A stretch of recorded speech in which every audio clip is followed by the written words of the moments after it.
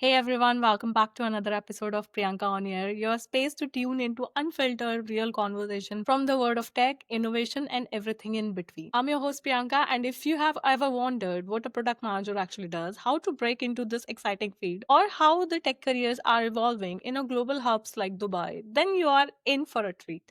Today, we are joined by Shaun, a seasoned product manager with years of experience building products, leading teams, and shaping strategy across industries. In this episode, he is giving us a behind the scene look at what product management really involves, from the tool he swears by to how AI is changing the way PMs work. We are also talking about career growth, how to craft a resume that stands out, how to land a PM job in competitive market like Dubai. Here's what we will dive into today. What tools product managers actually use, how to build a real product roadmap, what makes a PM resume stand out, salaries, jobs, and the hiring scene in Dubai, the actual difference between a product manager and a product owner, and of course, how AI is changing the game. So, whether you are just a techie looking to pivot, someone exploring product roles, or just curious about what makes great digital product tick, this one is packed with gold. Let's get into it. Thank you so much, Sean, for joining us today. Thank you, Priyanka, for giving a session for me. I mean, it's like I look at a couple of your podcasts and it's like it was good thing you're doing. I mean, it's like looking forward for this session basically. Thank you so much, Sean. Okay, so let's start with a very common confusion, okay? Because a lot of people ask what's the difference between product manager and product owner. So, actually, we want to understand what's the real difference between product manager and product owner. Got you. I mean, it's like definitely I get your. I mean, most people's confusion, right? I mean, it's like even I've been in this industry for almost like 12 to 13 years. I Yeah. think I've been facing this a lot whenever that I join a company or I need to explain to people, right? For Mhm. me, I put it in this way, right? So what is different between a product manager and product owner? So product manager, technically, they are focusing on, in the simplest way, is strategy, visions, and business outcomes, basically, right? Okay. So if you're talking about in terms of the scope, it's kind of broader. Where if I narrow it down, it's closed by two questions, right? Right. Why and what of the product are you going to do, basically, right? Why or what we're gonna solve, right? So I mean, this is things that we are looking into, right? Mhm. Technically, in terms of the POs, I mean, is like their focus is more towards the executions, delivery, and maximizing the value of users, basically. So they are the person who will be shadowing the product managers, right? Uh-huh. So the scope in here for POs basically is like more tactical, Right. where they are focusing on how and when to delivering a value for the product, basically. Right? There is a differences in between the responsibilities as well. Right? Mhm. I mean, if you see like for product managers, their clear responsibility here is like they are defining the product vision, strategy, and align with the company goals. Right. I think it's like that is like the first tier for them to do this, right? Right. Second, it always comes with the market research, competitive analysis, and discovery. So a product manager who is a person who always take lead on these particular actions, right? Mhm. So other than that, while they are doing that, they also owns the product roadmap as well, as much as prioritization at the strategic level. What Right. I mean by strategic level here is like, um, they are talking. I mean, that's where they're juggling around with their stakeholders and juggling around with their company goals and vision as well. Where to prioritize in order to achieve this strategy, where to drive in order to achieve this vision in this time, and so on. And the most important job, after all, of this doing this job is stakeholder management. Yeah. So is where product manager, he or she will be managing the stakeholders in the company. It Right. could be like, marketing people, sales people, C-suites, or operations people as well. It also can come in the angle of, customers as well. It depends on like what kind of product that they are using in Right. and aligning the goal as well, basically. All Mhm. right. So other than that, while by doing this, measuring the success metrics and KPI comes under the umbrella of, PM as well, right? Because Right. they are looking into the growth, retentions, revenue, blah blah blah, and so many things, in a way that they are defining like why we want to do this product, basically, Mhm. right? So in terms of the, PO's actions, right? Mhm. So PO or product owners, in a way, I put it in a way, their main priority always will be in terms of managing product backlogs. Yeah, right? that's Where right. they define, they refine, they prioritize user stories as well. So, Hmm. and other than that, they also will act as like a voice of user Right. or customers. I Hmm. mean, towards to the engineering team or Hmm. the designing team as well. Hmm. Right.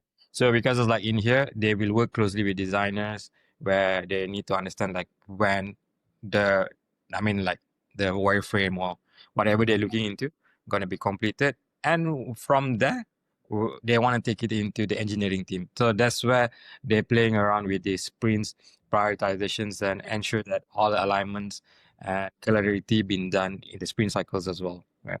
So other than that, as a PO they also need to look it into like whether the feature match the acceptance criteria. This is like the most important part.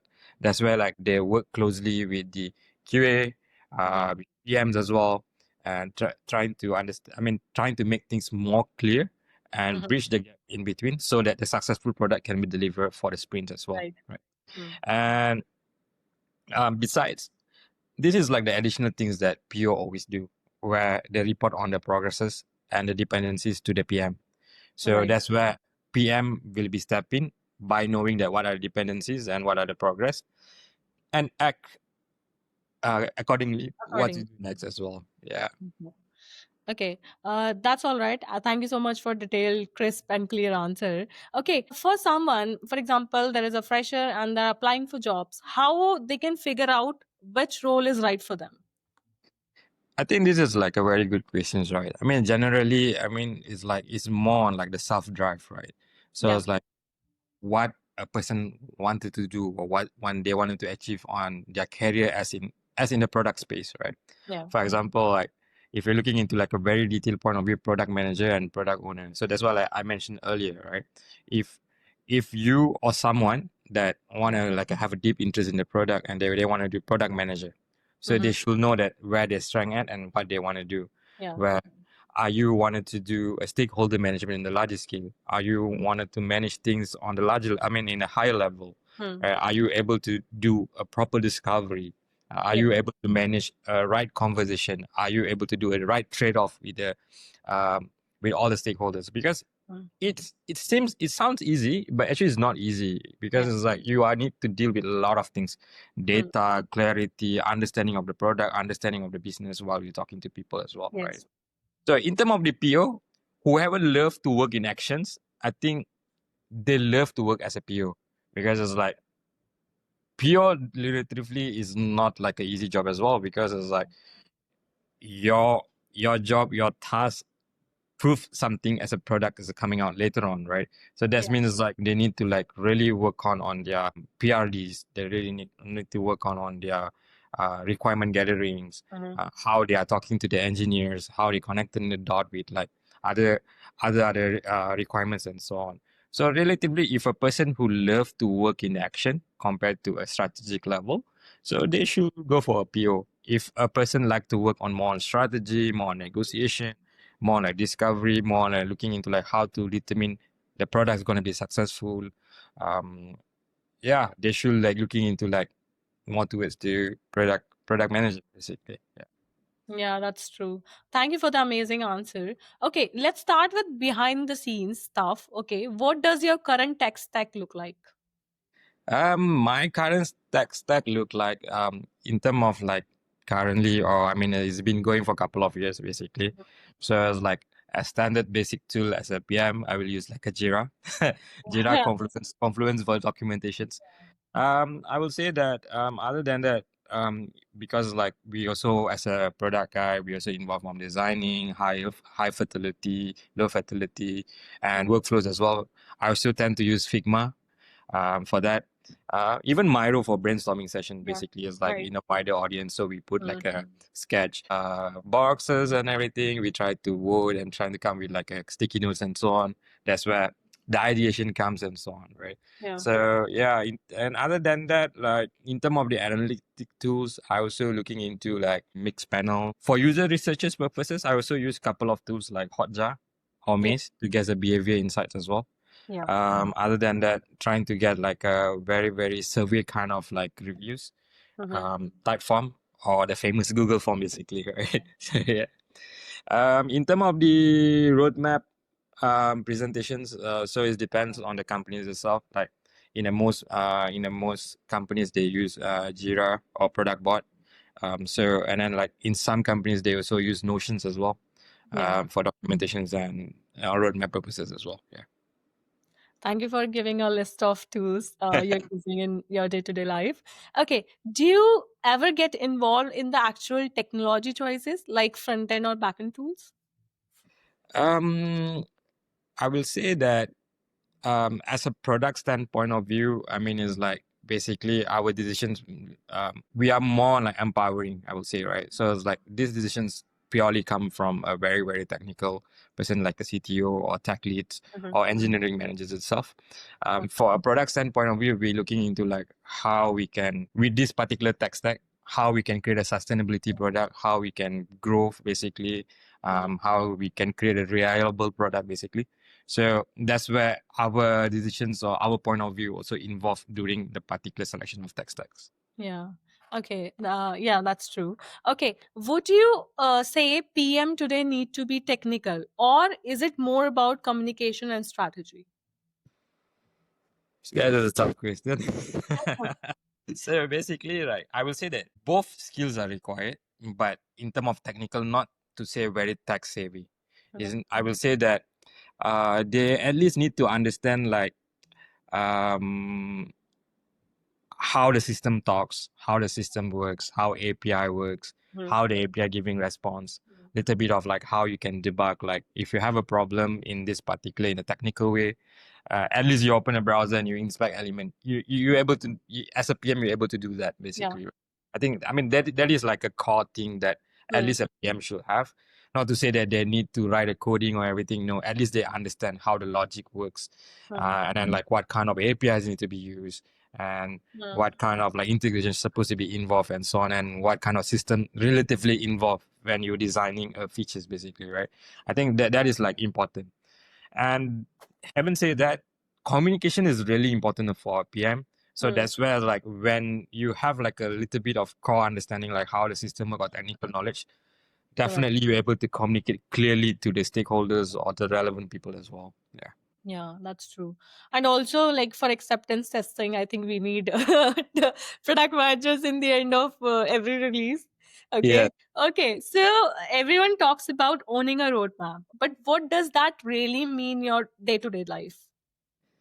I think um roadmap, I mean, most people often think about like roadmap is more towards to it's a bucket list, right? Yeah. I think it's like that is like wrong basically. Roadmap is supposed to be a not to say a list, something that need to be strategic and a business goal oriented, and in a Correct. way that it always supports the business objective as well. Yeah. And also, are you using prioritization frameworks like Rice, Moscow, or something more organic? Yeah, definitely. So it's like Rise Moscow is like a, I think I will say that that is like a two prioritization framework that often's been used in most of the, I think like product prioritizations. Like for me, how I use this is like is literally depending on like very situational. Like Okay. for example, right, Rise, everyone knows, is like a basic fundamental for data-driven teams where Yes. you're looking into product feature prioritizations and so on. Where Moscow's is more towards to executions and stakeholder alignments.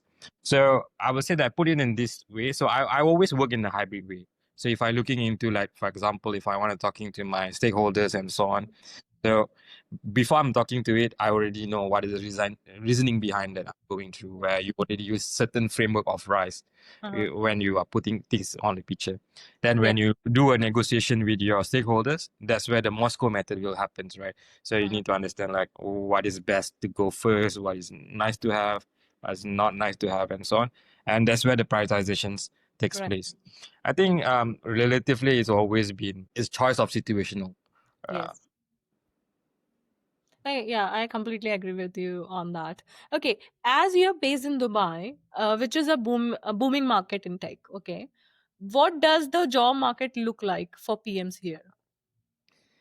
um, I will say that Dubai have a very, very I mean, hot and firing in terms of like Mhm. fire means it's like it's literally like very, very boom up. I will say that in terms of the product space, there's a lot of exceptional talents, I will say. Yes. And the competition is very high in between, I will say, in between all the PMs here, right? Mhm. I mean, the job market makes it, I mean, the job market is there, but the competition to enter the job market definitely tough. And during the previous years or tough previous Mhm. times, right, you see like there's a lot of talents that coming in, regardless like they have a GCC experience or not. Where Yeah. people are really looking into talents, they're bringing things like Mhm. exceptional things to the space, right? Mhm. But nowadays it's different trend. Like Yeah. looking into a way that at least this candidate have a GCC experience. In the Yeah. same time, what is the best things that this candidate can bring to the Mhm. table, right? So that's where it's. I mean, it creates a lot of complications here. I mean, Yeah. not just a complication; it's a tough competitions. I would say. Yeah, that's true. Okay. And which industries are hiring the most product talent? Fintech, SaaS, or e-commerce?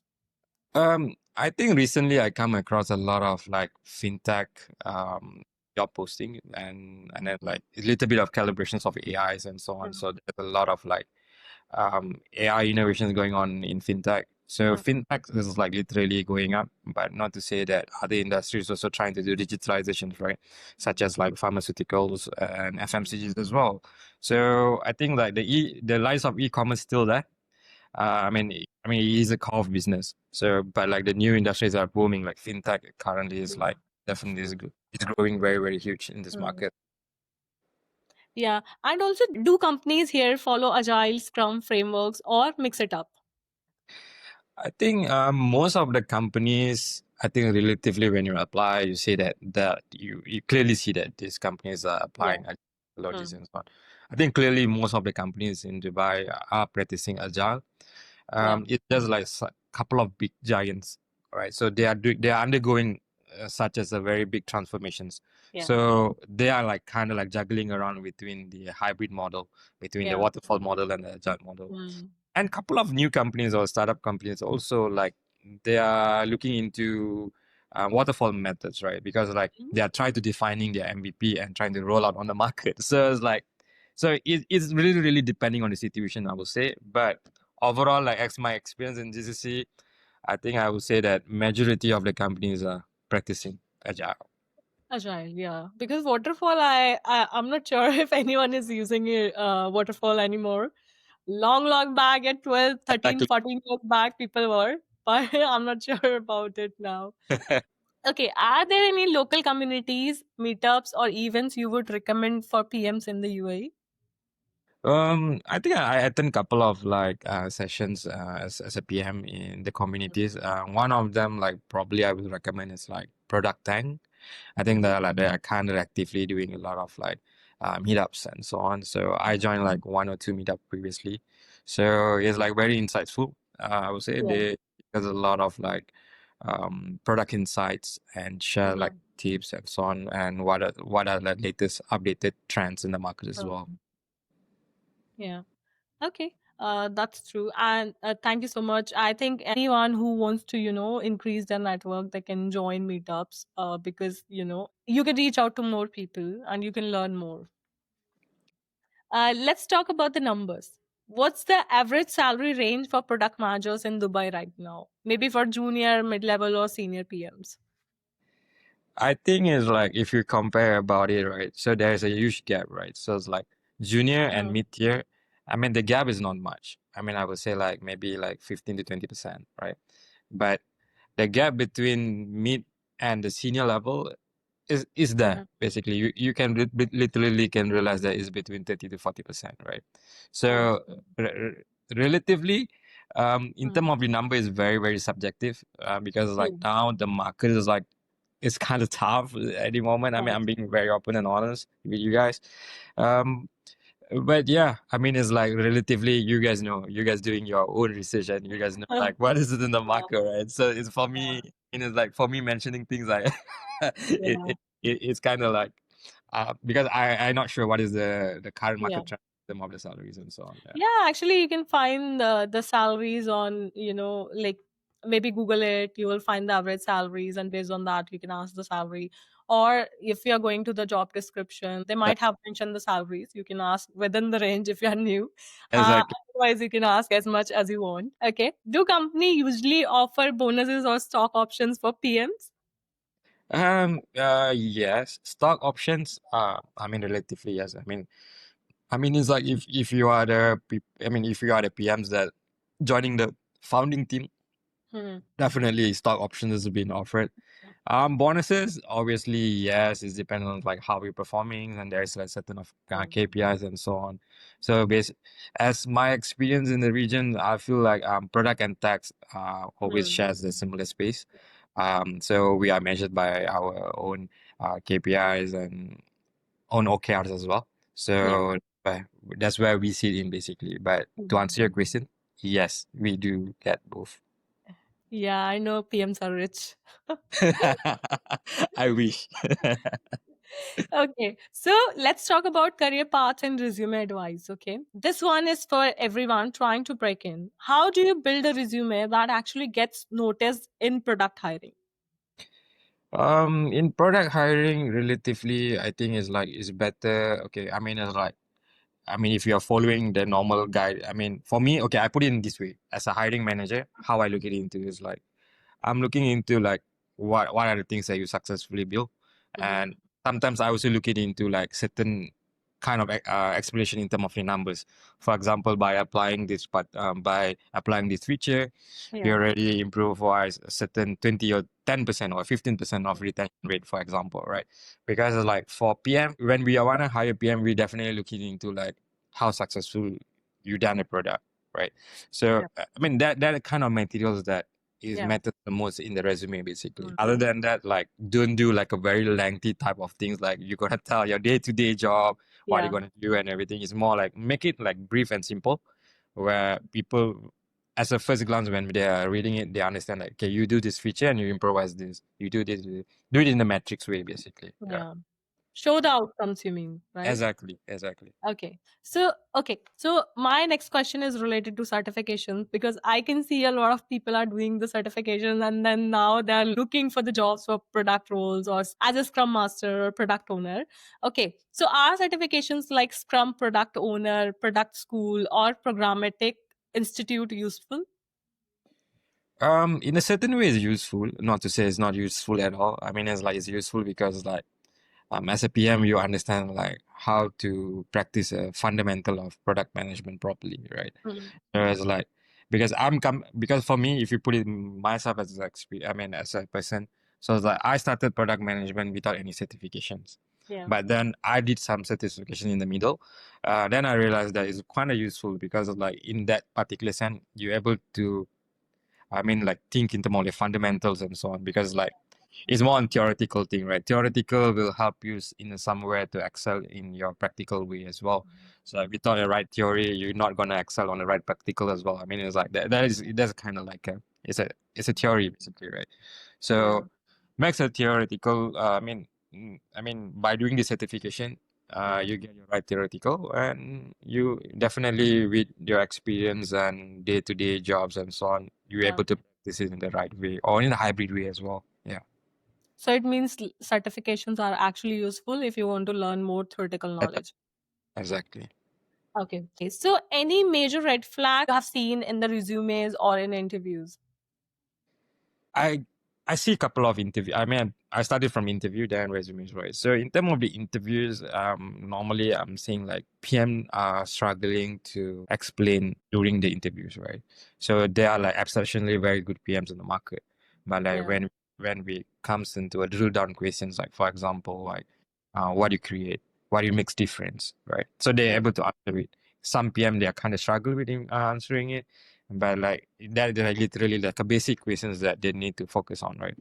Yeah. Other than that, like how PM gonna explain the metrics they use, how they measure the success metrics, right? I think this is like a very important questions in most of the Hmm. PM interviews, and most of them are giving a very red flag answers, right? So Hmm. they're unable to define the right metrics, right?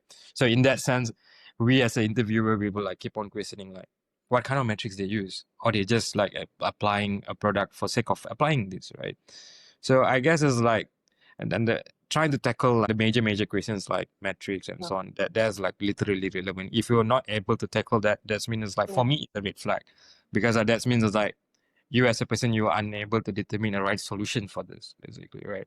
So or you already determine the solution, what is the outcome of it, you're Yeah. unable to tell the story, right? So I mean that is important. In terms of the resumes, like I mentioned earlier, I mean it's like if there is like a lot of brief explanation what you do day to day, I mean it's like I'm not Mhm. gonna read it, right? Because like everyone know what product manager is gonna do Yeah. basically. You don't need to explain day to day. Today I gonna have a stand up. Like I lead this type of people. I mean I read. You trying to tell your day to day story basically, right? So Yeah. that is like a kind of major red flag. Just deep into like direct standpoint of view, like what kind of like things that you are doing, what kind of things you implement, and what are the metrics you use, and the results basically. Even like the 2 to 3 points of results, like 20% you improvise this particular retention and everything. I mean that's matter the most basically. Yeah. Yeah. That's true. That's true. Okay. So I have a very important question. Okay. So how do you decide which feature to build and which feature will be generating good revenue? Oh, good question. So basically, right? So the thing is like we're looking into couple of things, right? So one of the things is like we're looking into like what are the problems that we're trying to solve. By solving this, like what we can achieve, right? So I mean that is the thing. Like it's like kind of like a hypothesis kind of questions here, right? So and then again you tied back to the goal again, the roadmap goal and everything.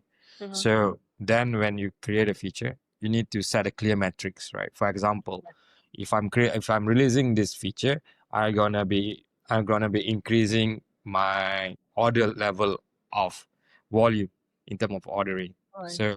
So you need to tie it back to the metrics, like what you apply and what you're gonna improvise. And in the Mm. same time, you need to monitor and measure and so on in the like a in a small time frame as well, right? So I mean, this is the things that I mean, most of the things that importantly we are looking into. Yeah, I mean, it's like basically when you planning, like by having that particular hypothesis and planning and so on, and you also measure by historical data as well, right? So Mhm. you definitely kind of like have like a good assumptions in summary to say that whether this is something that gonna increase a value of product or gonna bring a good revenue to the company, and that's where that you're looking into like whether we need to be implement and what gonna be impactful and what kind of investment and do and so on. But Yeah. before I mean like by doing that also you will be narrow it down by big bets and small bets and so on, right? Right. So that's where you align your strategy like 70 that 70 20 and 10%. The 70% could be like the product improvement, the 20 is more like innovation, the 10% is always about like R&D basically, test, run and test, right? So you're gonna like implement a feature, try to test the market. So that is the buffer that you're looking into, and you go into that particular strategy, right? If Yeah. I wanted to go in revenue by improving this feature, where it falls, and from there you measure it, and yeah, you Yeah. go forward with that as well. Yeah, that's true. Thank you so much for the detailed answer. And also, do you also check how the features are doing for other companies? Like, for example, XYZ company has built a credit system. Okay, you will be getting the cash credit. Like, whenever you buy something, you will be getting, for example, 10 dirhams or something like that based on the amount you're paying. Do we also look for those kind of things? I think I will say that it fall under competitor analysis, right? So it's like definitely when we want to implement a certain feature, we will look it into like whether first of all we look into whether there is someone in the market is doing that, and if yes, then what are the best practices they're doing it, or Okay. whether they're doing it in a good way or in a bad way or so on, right? So like, as a PM, we look it into like how the engagement looks like. So Mhm. you place yourself as a person and you go into that particular Right. environment, whether it's having a right engagement or you just get an idea of doing Yeah, it, yeah, right? yeah. And then Yeah. you see that whether you can improvise it or implement it in a better way, or you can copy it, but you want to do it in another way around, right? Okay. So it's like so it's always like looking into like how you are doing your competitor analysis Right. in a Yeah. and it's like I would say that let's say it's something new in the market you will look it into, let's say it's new in the GCC market, right? So definitely you will look it into like other markets like APAC or Europe or American market, right? So we Mm. look like how they're implementing it, how the market intake it is, Yeah. and so yeah. Yeah. That's true. Thank you so much, Sean. Okay, so I know that you have clearly built a strong product career. How do you stay sharp and keep learning? I mean, it's like, to be honest, I think you need to, I mean, like as a person, you need to have like open for learning, open for feedback. I think that is like a very crucial point of view to stay sharp, Yeah. because it's like, and then I would say open for feedback as well, right? So I mean, I work in a company. So the Okay. company teaches me like feedback is a gift, right? Yeah. So I mean, it's like I learn it through in a good way and a bad way as well, right? In a way, like Yeah. you receive your feedback and you try to analyze, you try to like reflect yourself whether you're doing it the right way or good way, and trying to improvise your journey along the way. I would say Mm. reflections and reflection from the feedback is very important. Yeah. I mean, don't like demotivated, or I will say like frustrated over the feedback. Sometimes Mm. feedbacks help you to move further. Right. Open for learning, I would say. Open for learning and open for explorations. Yeah. That is like gonna be a very key fundamental for I think everyone, not only for product Yes. basically, Right. right? Right. There's like, I mean, being very open, I would say, like, I mean, it's like don't shy to ask questions. Yeah. I mean, like if you don't know, you say don't know. I mean, no one gonna laugh at you basically. Like even you are so senior. I mean, it's like I can give an example. Like I mean, previously I joined a company, so I mean, it's like been holding a very good, I mean, very big position in the company, but Mm-hmm. I literally not sure how the business, I mean, operationally works, right? So it's like I'm not really shy to say I don't know how it happens. So I just like I tell them like I don't know how things happen. I want to go to the ground and learn it, right? So you Yeah. just spend some time. So I think that kind of attitude basically Mm. move you in the next step and like Yeah. make you sharp. And then I was like, yeah, never settle for comfort zone. Yeah. I would That's say, yeah, yeah. That's true. Keep asking questions and keep learning and keep growing. yeah, learning from you as well. Yeah, that's true. And any other books or courses that really helped you grow? In terms of, I mean, like courses, I will say that I mean, the product courses basically help me in terms of like the theory and so on. I think it's like looking into a couple of product podcasts also help us. It basically drive the way of like how you think Yeah. as a product first, or product drive the business, right? Yeah. So I think it helps in terms of like your self-taught as well. Product books, I think there's a couple of books also I've been reading. Is like, for example, one of it is like Hook and by near ELI, if I'm not mistaken, and one more is Inspirations. Okay. Uh, so I mean that is like a two good books that I used to read. I mean in this I mean in couple of months behind. I mean it's like, but I would say that the Hook is was good because it's like um. It it gives you an insight of how to build a behavioral kind of product basically, yeah. Yeah. Yeah, that's true. Thank you so much, Sean. Okay, let's talk about the big shift, AI. Okay. How is it changing what you do as a product manager? AI, very interesting question. Yeah. So I would say that AI, right, it it changed my life basically, right? I mean, it's like obviously, right? It makes you more, I mean, I would say it drives you to more efficient. Yeah. I mean, it's like, for example, like I used to wear multiple hats in my one a Yeah. couple of roles I had, right? So in older days, you need to juggle around with like you need to go to the meetings, you need to write your own PRDs and Yeah. everything. Right now, it's like you just like record your meetings and Mm, open AI tools that either Gemini or ChatGPT or other tools yeah. as well. You have it. Yeah, it generates the summary, and in the same time, it also generates PRD, BRD as well, right? So I would say it drive efficiency, right? Mm, Other than that, it doesn't. For me, most of people say that AI gonna replace yeah. PMs. It is a very debatable question. Yeah. I not say it's gonna be replaced PM, right? Because like you can't replace human thinking, right? Right. Basically, for me, how I take it in a way like basically AI help you to get like a clear brainstorming idea. Yes. For Yes. example, the last time as a PM, I only able to brainstorm with my team or myself, and I'm not sure that um, we don't have like real clarity until it comes Yeah. into a picture, right? Now you're able to simulate. You're able to like talk through your idea and ask a feedback, which is like a very adaptive feedback, right? Mm. So it's like it have a pattern, it have learnings and everything. It give you a very adaptive Mm. kind of feedbacks. And from there, you as a PM or as a human PM, basically, you know what is the right thing to do, right? Yeah. So it's like I think the failure rate gets lower with help Mm. of AI, basically, but Right. the ideations and the talk through process is always belong to the PM, right? So I Mm. think it's like naturally AI helps a lot in terms of efficiencies Yeah. and product thoughts, where it helps you in terms of like brainstorms and Mm. I mean like even in your product research as well, like instead Right. of like you are googling one by one, Yeah. so you're able to like talk through it, like what kind of segmentation you have and everything. Then you started to like really do like an in-depth analysis from them as well. Yeah. Okay. Apart from AI, okay, because AI is there, what skills do product managers need now to stay competitive in an AI augmented world? Um, I will say that in terms of the skill, PM in a way that need to be like very AI literate. So in a way that they know what kind of tool need to be used, how they want to use it, and so on, Right. and not to be very dependable, right?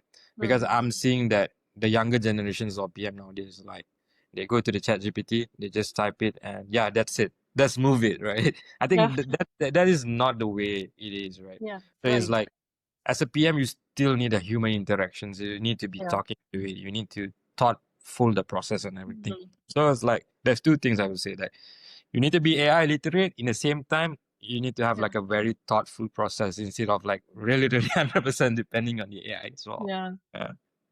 That's true. And thank you so much, Sean, for all the, detailed description, all the tools, tech stack, and a lot of information and insights about the PM role. Let's end the session with the light round of quick answers only. It's a rapid fire round. You can answer in one word or if you want to say a sentence, whatever comes into your mind first. Okay. Okay. Favorite PM tool? Notion. Roshan. Okay. That you wish you had built. Amazon Go. Oh, that's great.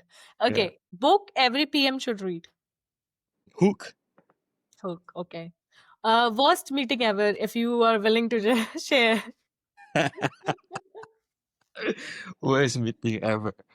Worst meeting ever. I will say that. Um, sitting. You want me to say the truth? I mean, it's like, okay, Don't say the I'm company's being just name. transparent, right? I mean, it's like you are sitting with a couple of board of directors and CEO. I think that is like the worst meeting ever for a PM, basically, right? Because you are gonna think like, what should I negotiate? What should I talk? Or should I, or will I lose my job and then talk from me? Yeah. Yeah, that's true and funny. Okay. One rule you always follow as a PM. One rule: fall in love with your problem, not with your Yeah. solution. Right. Yeah. Right. That's all, Sean. Thank you so much for this deep product management course into one episode. Okay. Thank you. And this was amazing. Thank you so much. Great, great, great. I enjoyed the questions as well. Me too.